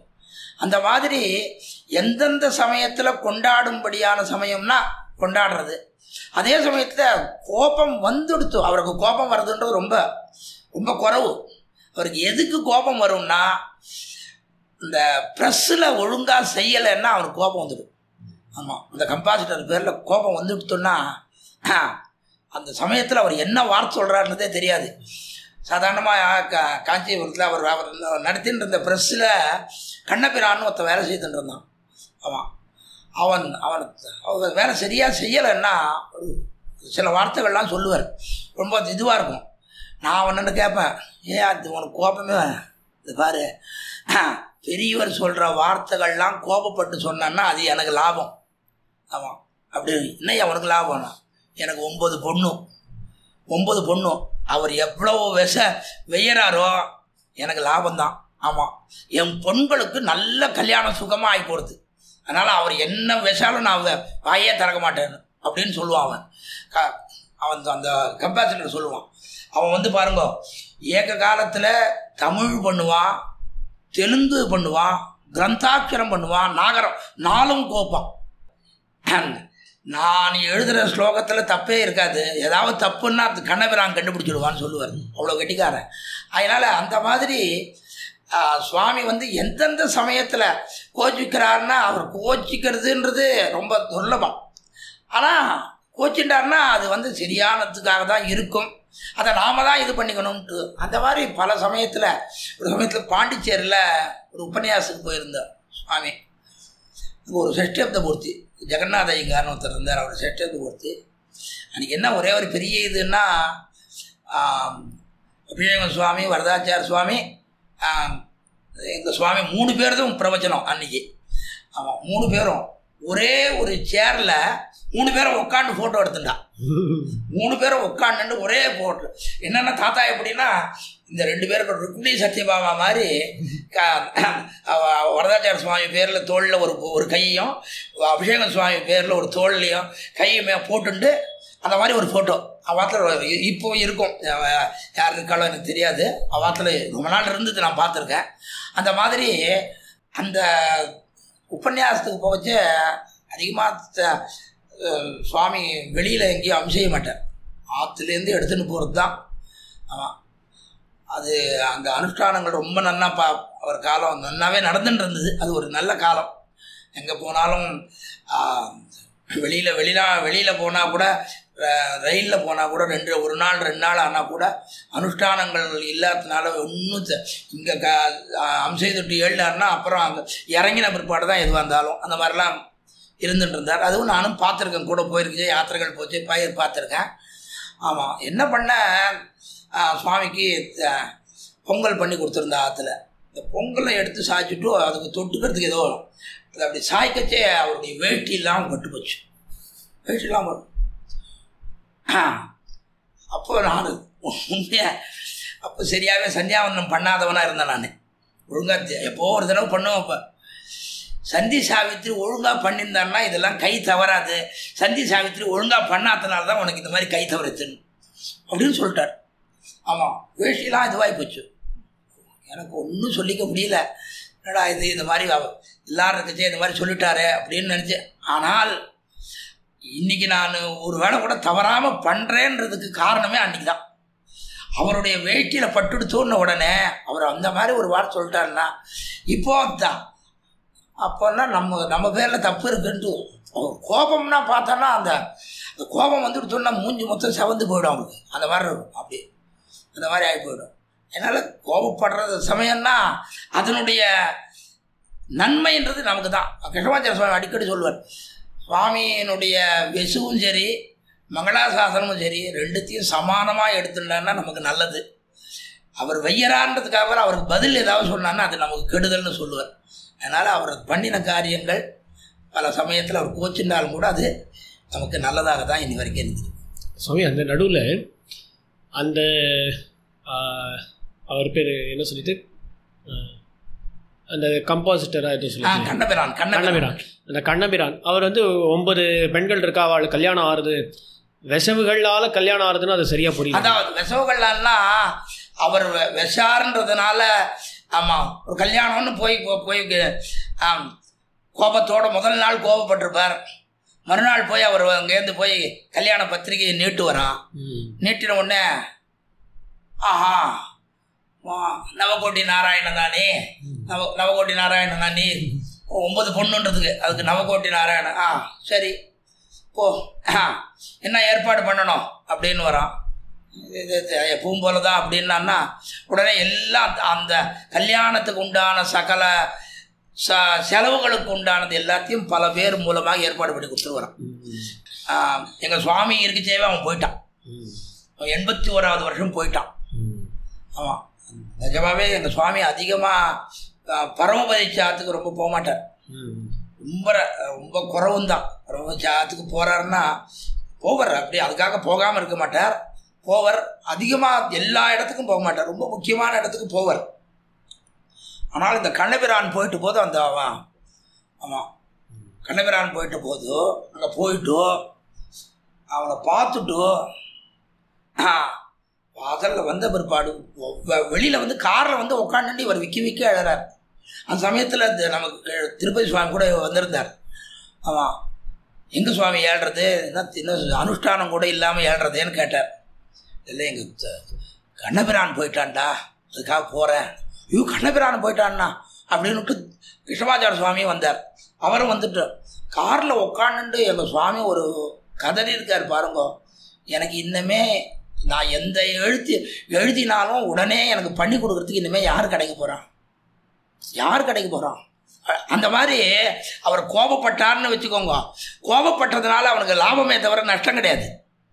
ஆமாம், ஆனால் ஒரு 4 நாள் அவங்க கல்யாண பத்திரிக்கைன்னு கொண்டு வந்து கொடுத்தான்னா உடனே என்ன பண்ணுவார், அவனுக்கு அந்த கல்யாணத்துக்கு உண்டான செலவுகளுக்கு என்னென்ன தேவையோ அதை பல பேர் மூலமாக இது பண்ணி கரெக்டாக ஏற்பாடு பண்ணி எல்லாத்தையும் கொடு.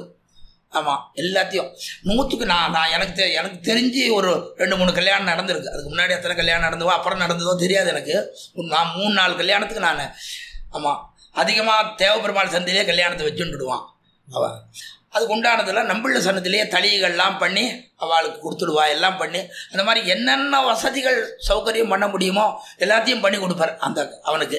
ஆகையினால அவன் என்ன, சுவாமி எவ்வளோ இது பண்ணாலும் ஒன்றும் கவலையே கிடையாதுன்னு. இது மட்டும் இல்லை, சுவாமி ஏக காலத்தில் பல விதமான காரியங்கள் பண்ணிட்டு இருந்தார். ஒரு ப்ரெஸ்ஸு மட்டும் வச்சுக்கிறதுன்றதே இல்லையோ, பல வேலைகள் பல காரியங்கள். அந்த மாதிரி தேரடிக்கு பக்கத்தில் ஜெயவேல் ப்ரெஸ்ன்னு ஒன்று இருந்தது. ஜெயவேல் ப்ரெஸ்ன்னு. ஆமாம், அந்த ப்ரெஸ்ஸில் அவன் கடைசியில் அந்த அந்த ஜெயவேல்ன்றவனுடைய பேரன் ஜெயராமன்றவன் தான் கடைசி வரைக்கும் நடத்தின்னு இருந்தான். தாத்தா காலத்துலேருந்து அந்த ப்ரெஸ்ஸு இவர் வேலை கொடுத்துட்டுருக்கார். என்ன பண்ணுவார் தாத்தா, ஆமாம் சுவாமி உட்காருங்கன்றவான் அந்த ஜெயராமன். உட்காரும், நீ கம்முன்னு உள்ளுக்குள்ளே வேலையே நடக்காதுன்ட்டு உள்ளுக்குள்ளே போவார். ஆமாம், அவன் சொல்லுவான், இங்கே சொல்லுவான், இந்த சுவாமி உள்ளுக்குள்ளே போய் என்ன பண்ணுறான், இந்த கம்பாசிட்டர் ஒரு 5 ரூபாயை கொடுத்துட்றார் அவர். அவன் என் வேலையே செய்ய மாட்டேன்றான், மொத்தம் சுவாமி வேலையே செய்துடுறான், என் வேலை மொத்தம் நின்று போடுறது. இந்த மாதிரி பண்ணுறாரு, உள்ளுக்குள்ளே போகாதன்னா உட்கார மாட்டேன்றார் பாருங்க.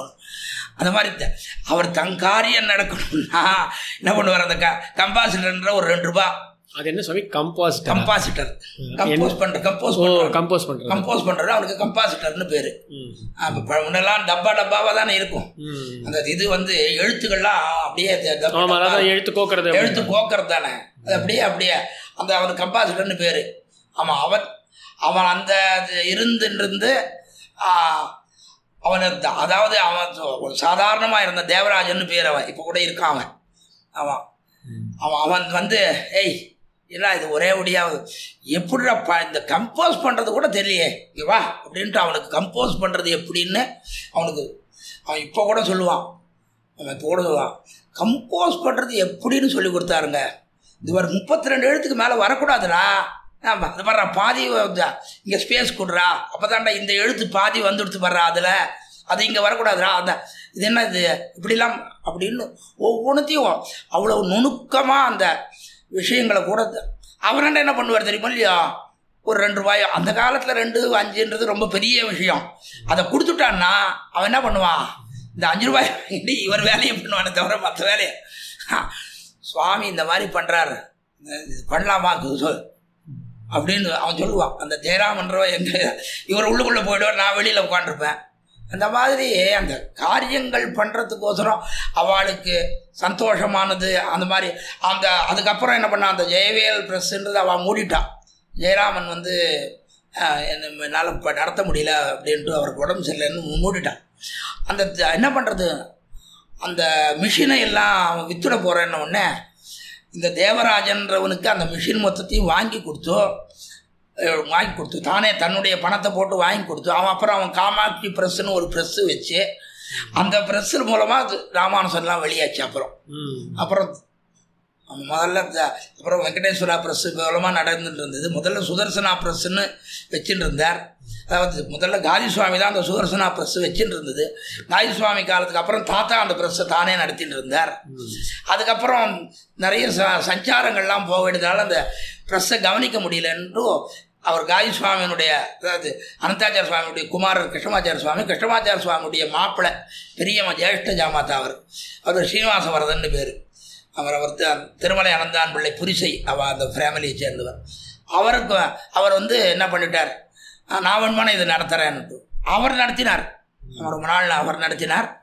அப்போ அவர் என்ன பண்ணார், சுதர்சனா ப்ரெஸ்ன்றது அவருக்கு கொஞ்சம் சேரலை, அவருக்கு கலந்து வரல.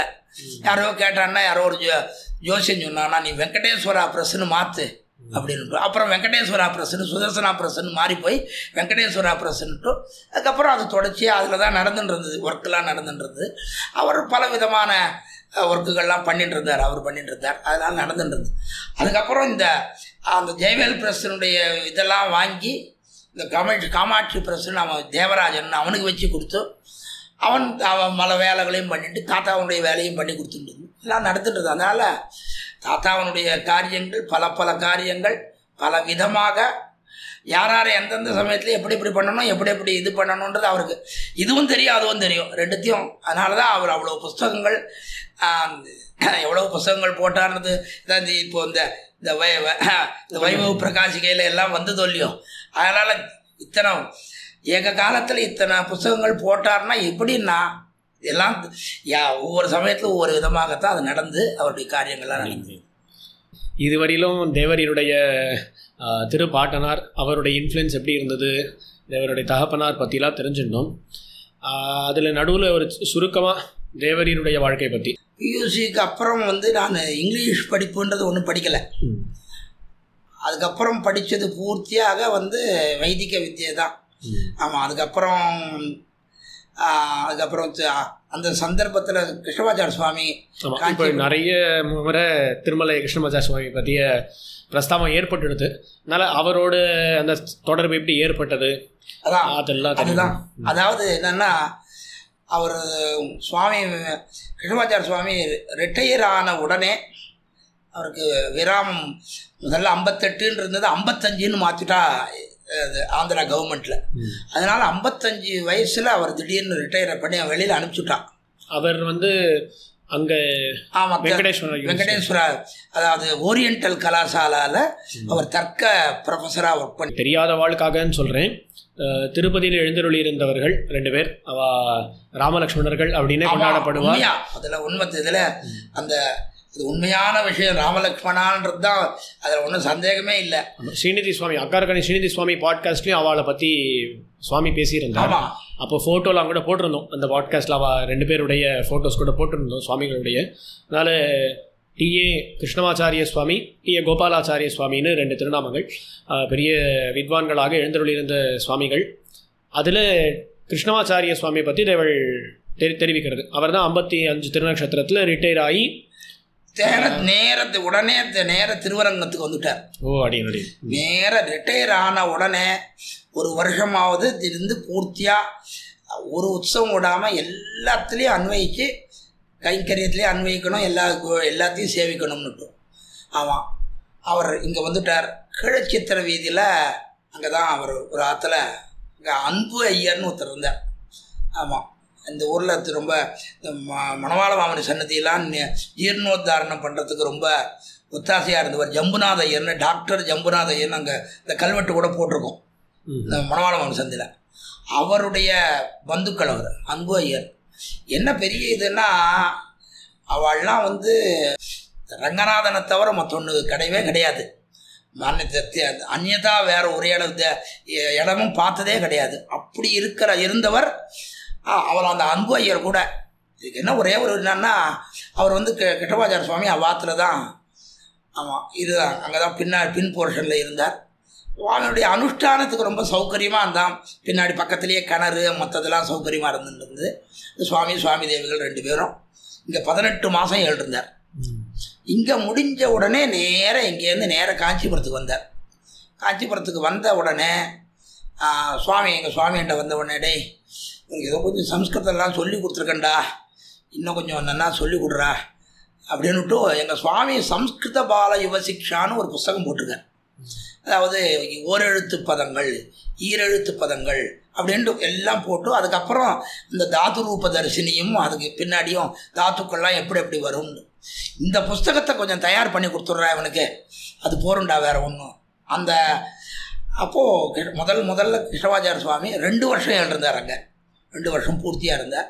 அப்போ அந்த முதல்ல சம்ஸ்கிருதம் எங்கள் சுவாமிகிட்ட வாசித்ததுக்கு பிற்பாடு கொஞ்சம் இந்த எங்கள் பெரியமாப்பிள்ளை சுவாமிகிட்ட கூட கொஞ்சம் வாசித்தேன் அவர்கிட்ட அதிகமாக. ஏன்னா அந்த சமயத்தில் அவர் கொஞ்சம் அதிகமாக சிஷ்ய சஞ்சாரங்கள்லாம் போகும்படியான நிர்பந்தங்கள் அவருக்கு ஏற்பட்டிருந்தது.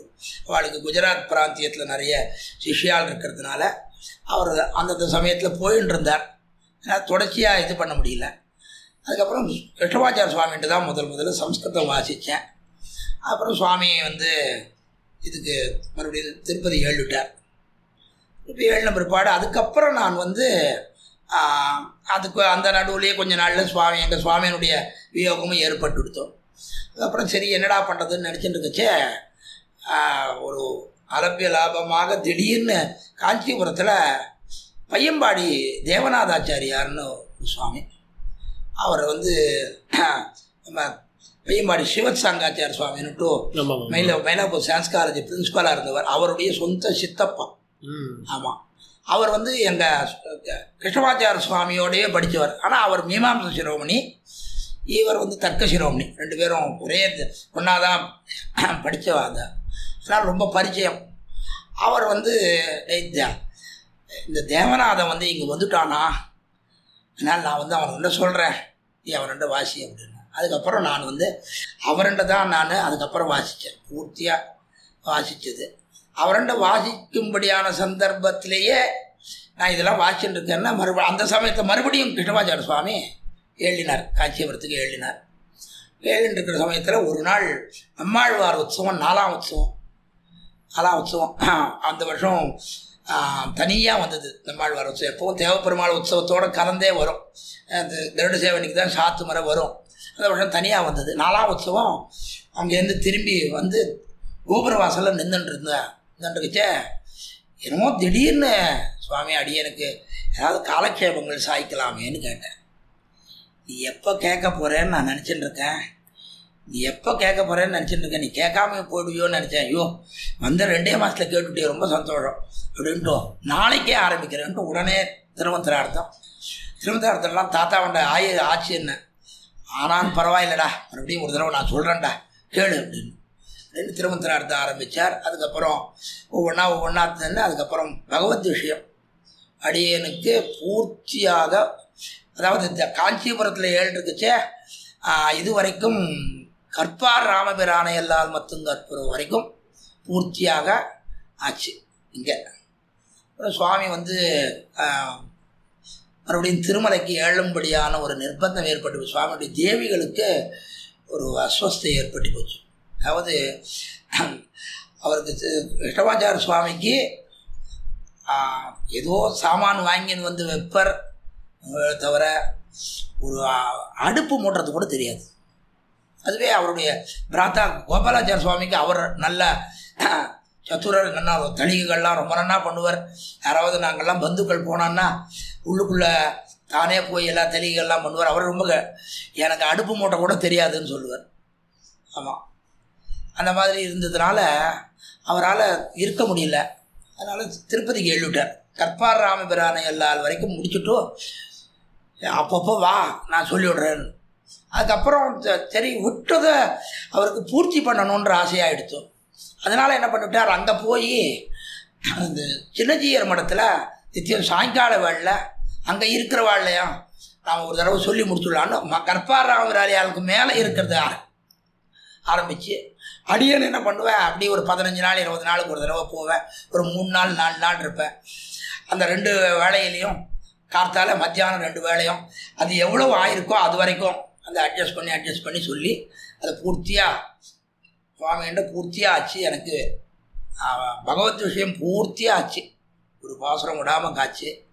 ஆமாம், அதுக்கப்புறம் இந்த கிரந்தங்கள் யதீந்திர மத தீபிகை, வேதார்த்த சங்கிரகம், கீதா வியாக்கியானம் 2 அத்தியாயம், தாத்பரிய சந்திரிகை சகிதமாச்சு 2 அத்தியாயம்.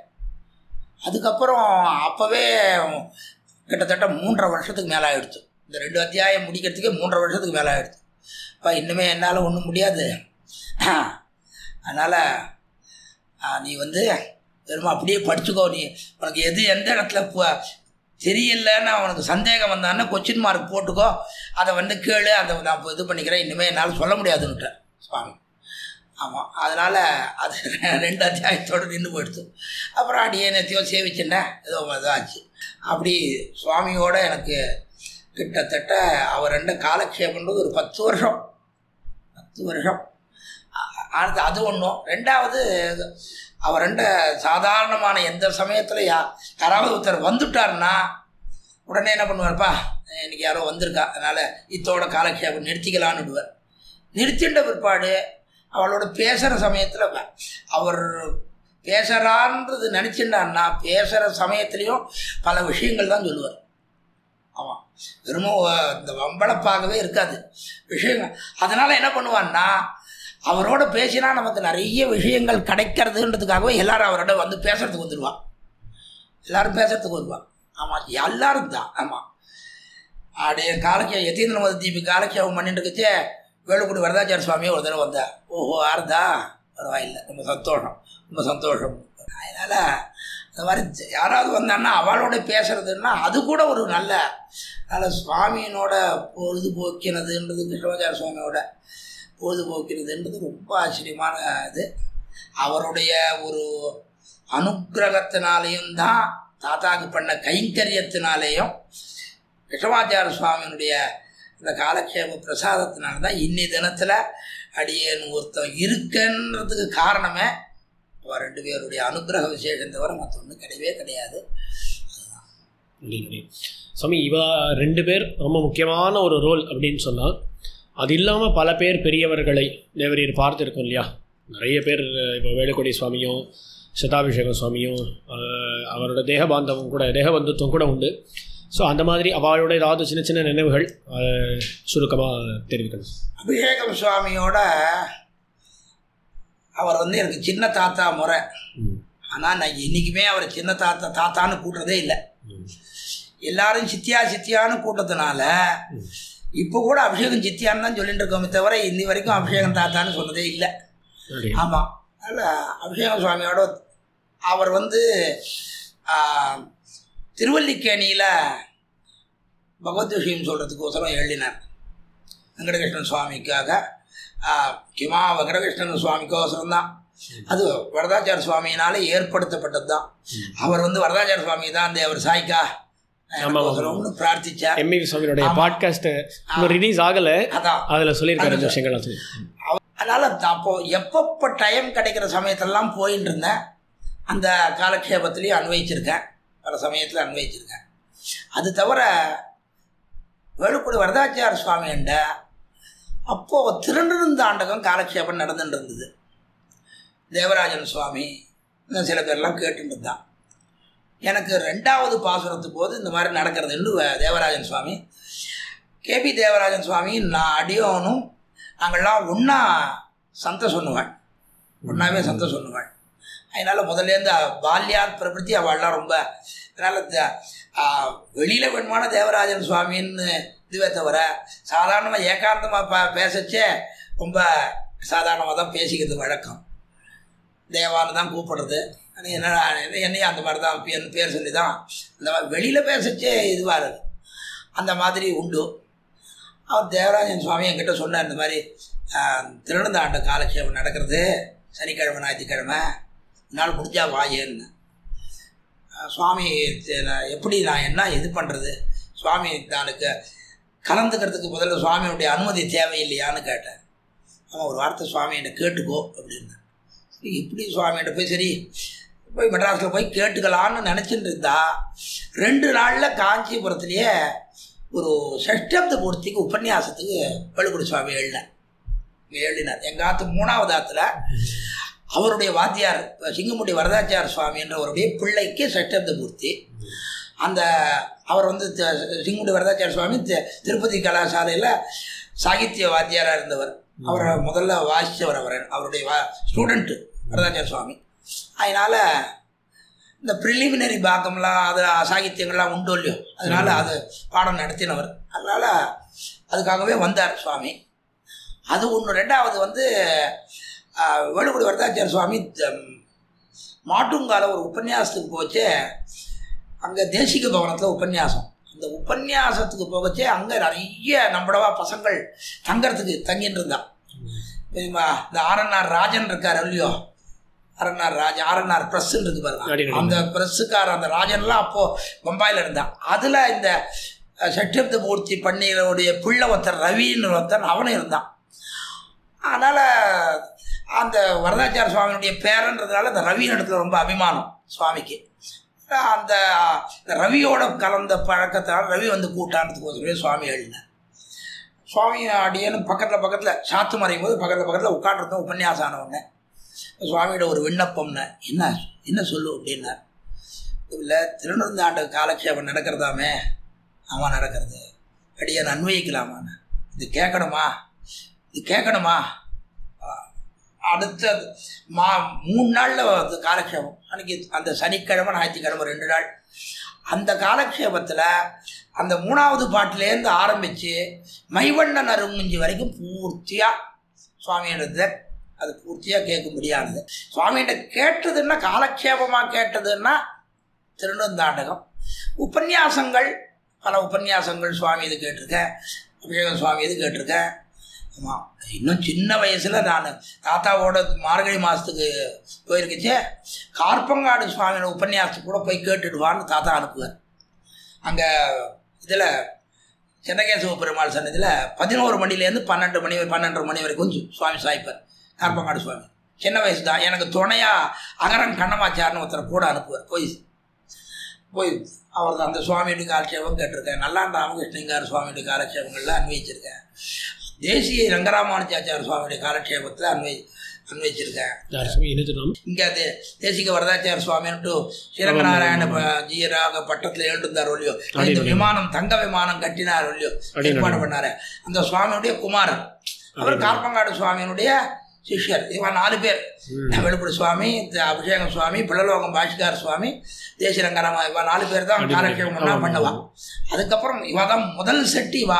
அதுக்கப்புறம் நிறைய 2-3 செட்டு இதாக வரும். லக்ஷ்மி தாத்தாச்சார சுவாமி அவள்லாம் ஒரு இது ஸ்ரீபெரும்புதூர் அப்பன் சுவாமி, எங்கள் பிருந்தாவனம் அத்திம்பேர் ஒரு கோவர்தன ரங்காச்சார சுவாமி, அவர்